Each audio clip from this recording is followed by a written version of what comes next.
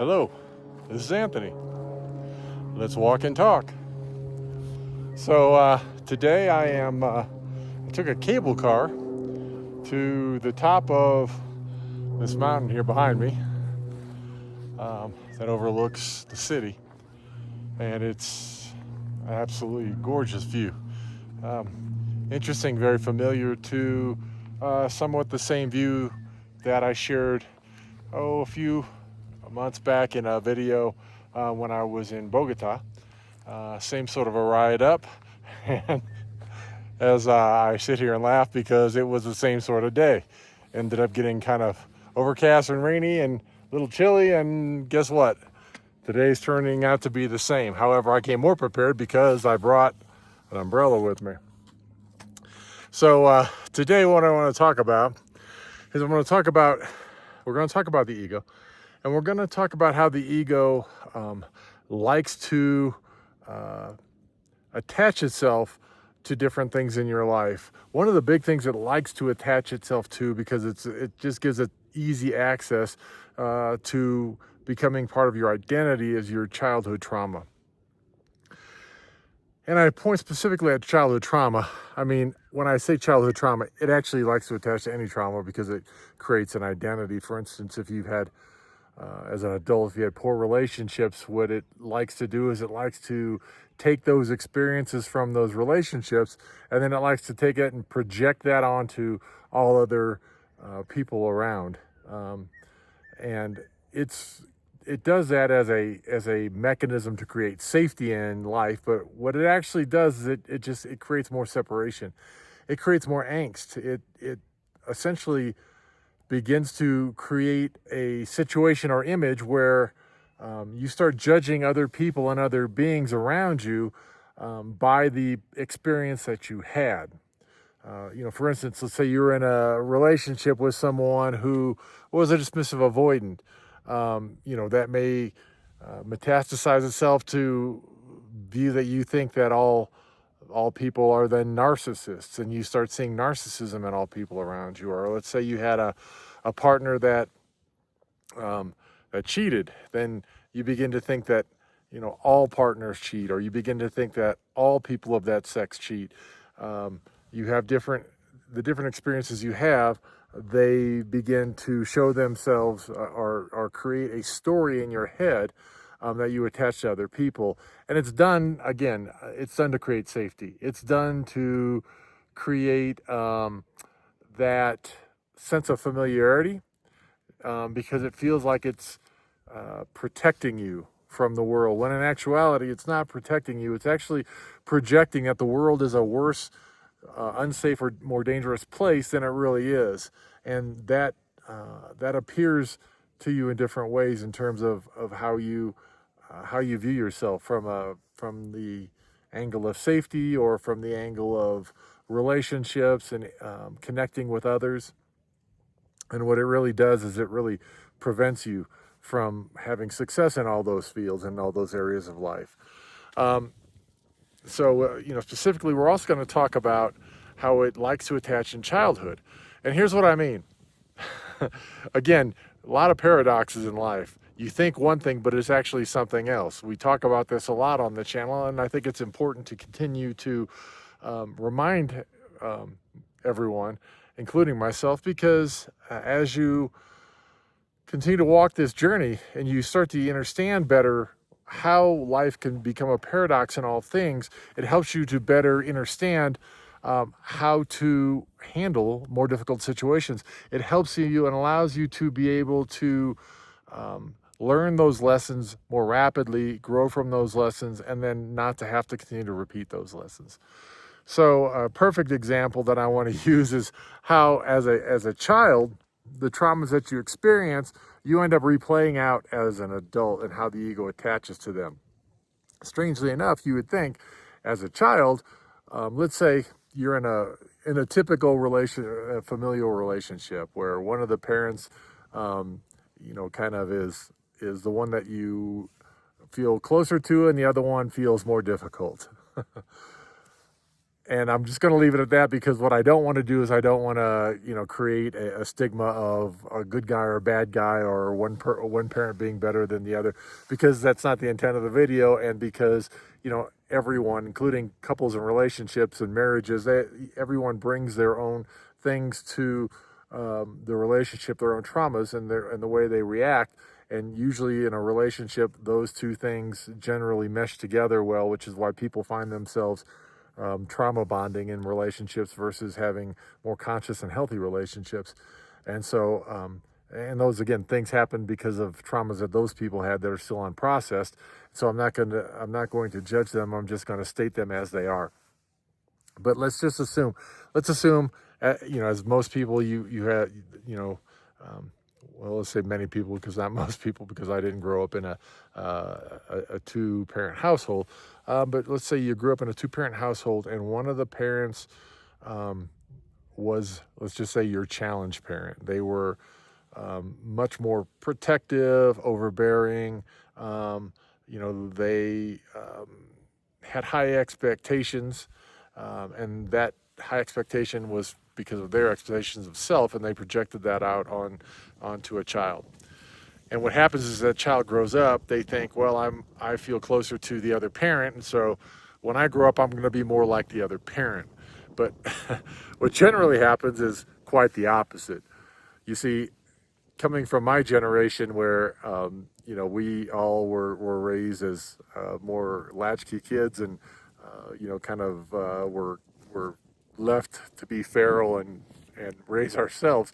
We decided that when we had children, that we were going to change that dynamic, and we would be around more, and we would provide that comfort. And then in the next generation, you see how there's just a big dramatic shift in in the connection, and then also in how those children feel about themselves and compared to that of their parents. Well, let's say you had that overbearing parent, and you said, "I swear I am not going to be like this. When I grow up, I'm going to be the opposite. I'm going to be like my other parent."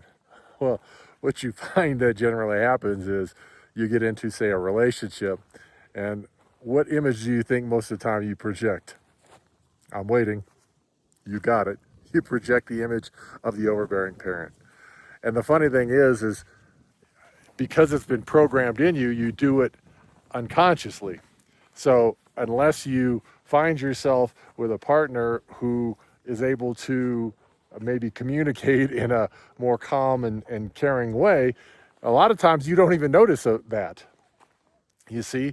But when you say, like, you're with a partner, maybe who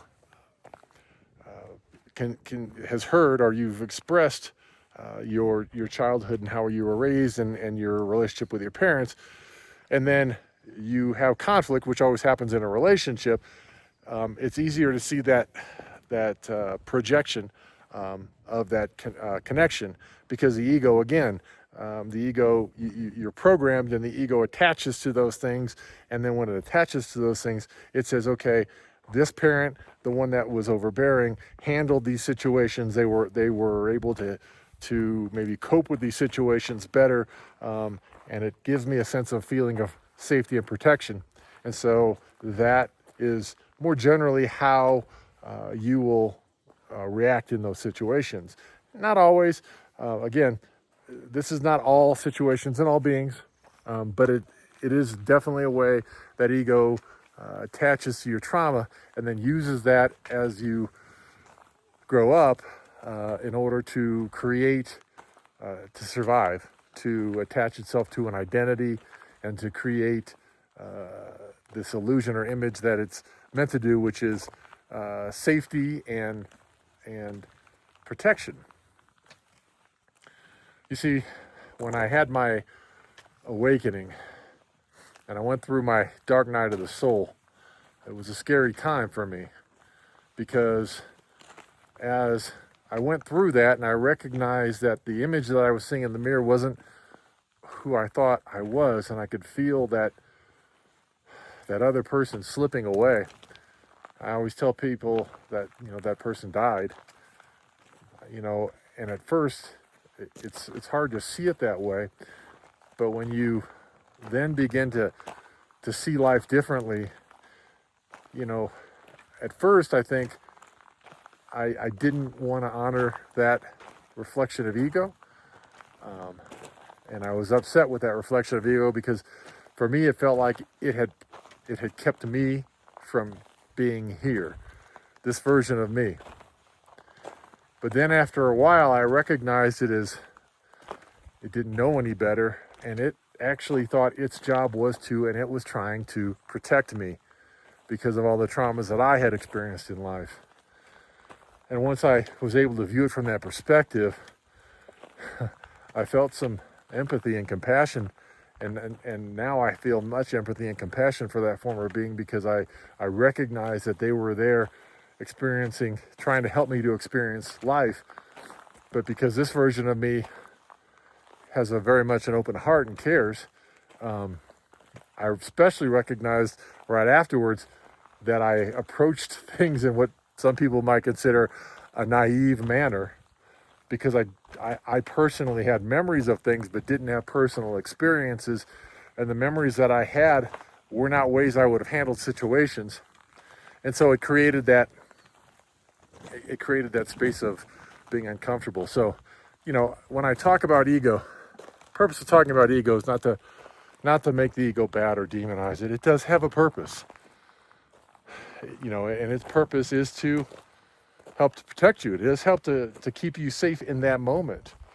But we've forgotten who we are, and we've created a scenario where really what we're actually doing is we're actually believing that ego is who we are, is our identity. And when you do that, it doesn't allow you to really experience life in the manner, I think, in which it was actually meant, which is through the lens of unconditional love, freedom, compassion, truth, honesty, loyalty. All words to me that mean a lot. All words to me that help to embody more of a holistic being, meant to live and create a world that is more beautiful, experiences that are more profound, gratitude that is more accepting, and love that is more fulfilling. But what say you? How do you feel about that? Do you feel similar about ego? Or do you have a different perspective on it? You see, I think that, you know, when I first got to this point, I thought the, you know, idea was to purge all ego. But now I recognize some of the ego came from some of the shadow side. And I recognize that, yes, there is a portion that needs to be purged, and there's a portion that needs to be integrated.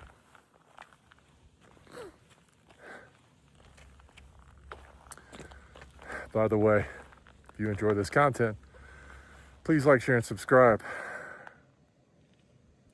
I just had a moment of peace and calm that just rushed over me. And it was that moment of gratitude, because I am truly grateful. And until I talk to you again, peace, love, light. I hope you have the most amazing day.